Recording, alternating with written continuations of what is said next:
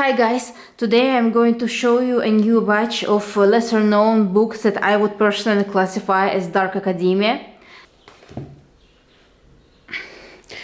The first one is going to be The Inklings by Humphrey Carpenter.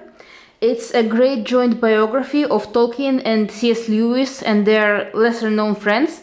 It's dedicated to the writing group they created at Oxford that was called, well, The Inklings.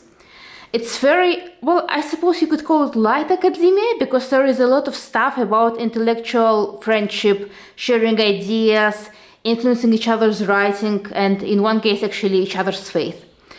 My favorite story from there is that when C.S. Lewis first graduated from high school, his tutor wrote a letter to his father saying that his son is very well suited to a literary or an academic career and to nothing else. I mean, mood.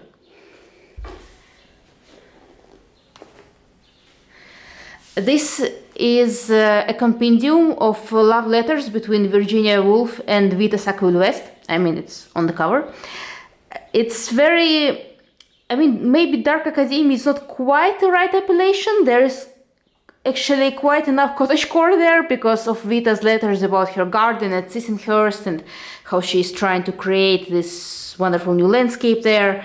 And her new life in the country, but there is definitely an emphasis on literary stuff and on inspiration and homoeroticism, of course. This is Vita and Virginia, we will know how it ends. This story is a little bit harder to categorize because it's non-fiction, but it's not quite history. There is definitely a lot of historical stuff when it comes to tracing the past of this violin in question. But there is just as much of a travel writing and descriptions of Italy and the description of classical music and how it can influence one's soul and inspire one towards greater curiosity and further discoveries and things like that. So I actually think it is roughly up our alley. Now the next book, After Sappho by Selby Wynne Schwartz. This one is actually a novel, but it's a very peculiar novel. A very interesting historical novel written in sort of vignettes about lesbian and bisexual female writers from the Victorian era to World War II. Some of the names are very familiar, like, again, Virginia Woolf, but others were a revelation to me, especially Italian ones and French ones. They are usually less well known in the English-speaking literature.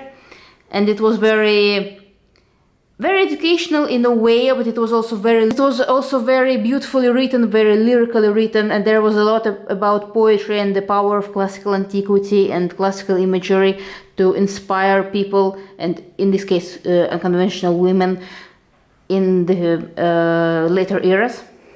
So these are my book recs for today, and I dearly hope you are going to like these books.